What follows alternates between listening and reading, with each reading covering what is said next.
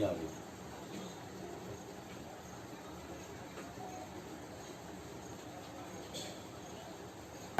Hello friends, legal and social awareness के इस episode में आप सभी का बहुत बहुत स्वागत है। साथियों, आप सभी ने देखा कि आज सुबह करीब 9:45 बजे के आसपास कानपुर का मोस्ट वांटेड क्रिमिनल गैंगस्टर विकास दुबे पुलिस के हाथों चढ़ चुका है। मध्य प्रदेश में उज्जैन स्थित महाकालेश्वर मंदिर में उसको गिरफ्तार कर लिया गया। उसको पुलिस ने अपनी मेहनत से दबिश देके गिरफ्तार किया या उसने स्वयं पुलिस के सामने सरेंडर किया, यह एक अलग इशू है। आज की वीडियो में बात करने जा रहा हूं कि गिरफ्तारी के बाद आगे का लीगल प्रोसेस क्या होगा, आगे पुलिस कौन सी विधिक प्रक्रिया अपनाएगी। दोस्तों, चूंकि उज्जैन से कानपुर और कानपुर के बाद चौबेपुर और बिकनू गांव जहां पर की एक घटना हुई थी, जहां पर हमारे पुलिस के जवान शहीद हो गए थे, वहां पर 24 घंटे के अंदर पहुंचना, यानी चौबेपुर थाना के अंतर्गत जो अदालत है, जो माती की अदालत है, जिसको कानपुर देहात कहते हैं, जो अकबरपुर के पास स्थित है, वहां पर स्थानीय मजिस्ट्रेट के पास पहुंचाना, यानी संबंधित मजिस्ट्रेट के समक्ष पेश करना, हो सकता है पुलिस के पास 24 घंटे के अंदर संभव ना हो। ऐसी स्थिति में पुलिस विकास दुबे का ट्रांजिट रिमांड ले सकती है उज्जैन की अदालत के समक्ष पेश करके। ट्रांजिट रिमांड क्या होता है, मैंने इस पर एक वीडियो बनाया है, आई बटन में आप उसको देख सकते हैं। साथियों, ट्रांजिट रिमांड लेने के बाद उसको चौबेपुर थाना की जो अदालत है उसके सामने लाएगी और उसके सामने पेश करेगी। जब मजिस्ट्रेट के समक्ष पेश करेगी, जो भी चौबेपुर थाना से संबंधित अदालत होगी, तो उस समय दो स्थितियां हो सकती हैं। पहली स्थिति कि जुडिशियल मजिस्ट्रेट उसको जुडिशियल कस्टडी में जेल भेज देगा। दूसरी स्थिति कि पुलिस की एप्लीकेशन देने पर उसको पुलिस कस्टडी में दे देगा। पुलिस कस्टडी क्या होती है? जहां पर विवेचना 24 आवर्स के अंतर्गत पूरा ना हो, तो धारा 167(2) के तहत मजिस्ट्रेट को यह पावर है कि पुलिस की एप्लीकेशन पर, पुलिस ये एप्लीकेशन देती है कि अभी इन्वेस्टिगेशन पूरा नहीं हुआ है, इसलिए मुलजिम को हमारी कस्टडी में देना बहुत जरूरी है। मजिस्ट्रेट के समक्ष केस डायरी पेश की जाती है। केस डायरी में इस संबंध में जो एंट्री की जाती है, उस एंट्री को मजिस्ट्रेट अवलोकन करता है और भी जो रिलेवेंट फैक्ट्स होते हैं उनको इस संबंध में मजिस्ट्रेट के समक्ष पेश किए जाते हैं। इन सारे फैक्ट्स को देखने के बाद, केस डायरी को पेरूज करने के बाद मजिस्ट्रेट अगर सेटिस्फाइड हो जाता है पुलिस की बातों से, तो मजिस्ट्रेट पुलिस को पुलिस कस्टडी रिमांड दे देगा।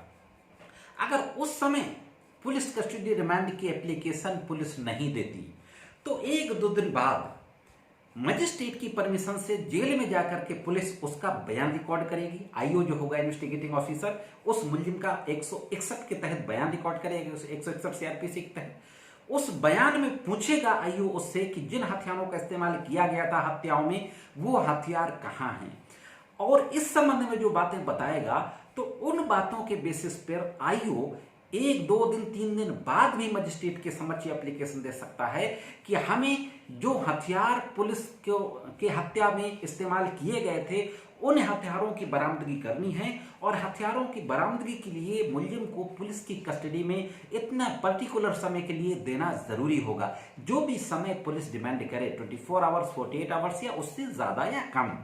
तो मजिस्ट्रेट इन सारी बातों को देखने के बाद, मुलजिम के बयान को पढ़ने के बाद, पुलिस की बात पर सेटिस्फाइड अगर हो जाता है, तो मुलजिम को पुलिस की कस्टडी में दे देगा। पुलिस की कस्टडी में देते समय मजिस्ट्रेट 2-3 ऑर्डर्स कर सकता है, 2-3 कंडीशंस लगा सकता है, जैसा कि ऑनरेबल सुप्रीम कोर्ट और ऑनरेबल हाई कोर्ट की रूलिंग्स इस संबंध में हैं।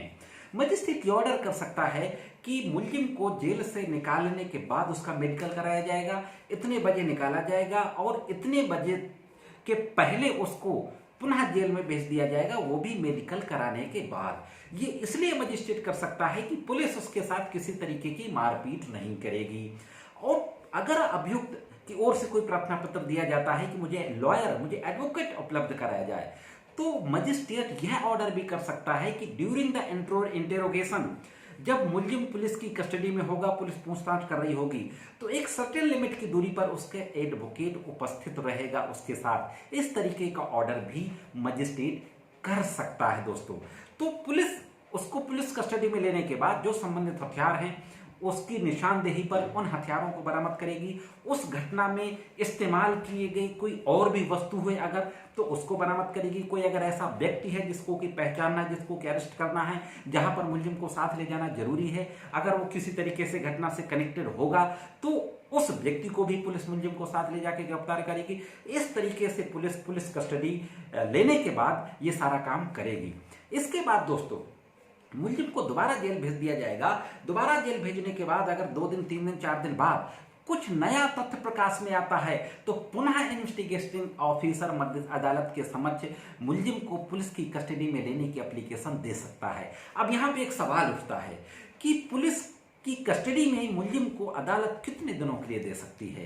तो उस पर सेक्शन 167 सीआरपीसी बिल्कुल क्लियर है कि गिरफ्तारी की तारीख से 15 दिनों से ज्यादा समय के लिए मुलजिम को पुलिस की कस्टडी में नहीं दिया जाएगा। और इन ड्यूरिंग 15 डेज एक से ज्यादा बार भी पुलिस की कस्टडी में दिया जा सकता है अगर मजिस्ट्रेट पुलिस की रिपोर्ट पर, पुलिस द्वारा पेश की गए एविडेंसेस और फैक्ट्स पर सेटिस्फाइड हो जाता है तो ये सारा काम करेंगे। इसके बाद इन्वेस्टिगेशन चलेगा और इन्वेस्टिगेशन अगर 90 डेज के अंदर इन्वेस्टिगेशन पूरा नहीं होता तो मुलजिम को अधिकार मिल जाएगा जमानत पर छूटने का।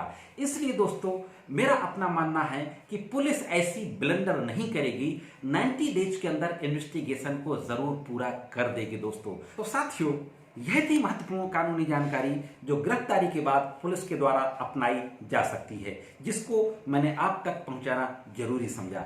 आज की वीडियो में सिर्फ इतना ही। मिलते हैं किसी अन्य वीडियो में कानून की कुछ अन्य जानकारियों के साथ। तब तक कानून की विभिन्न तरीके की जानकारियों के लिए देखते रहें लीगल एंड सोशल अवेयरनेस।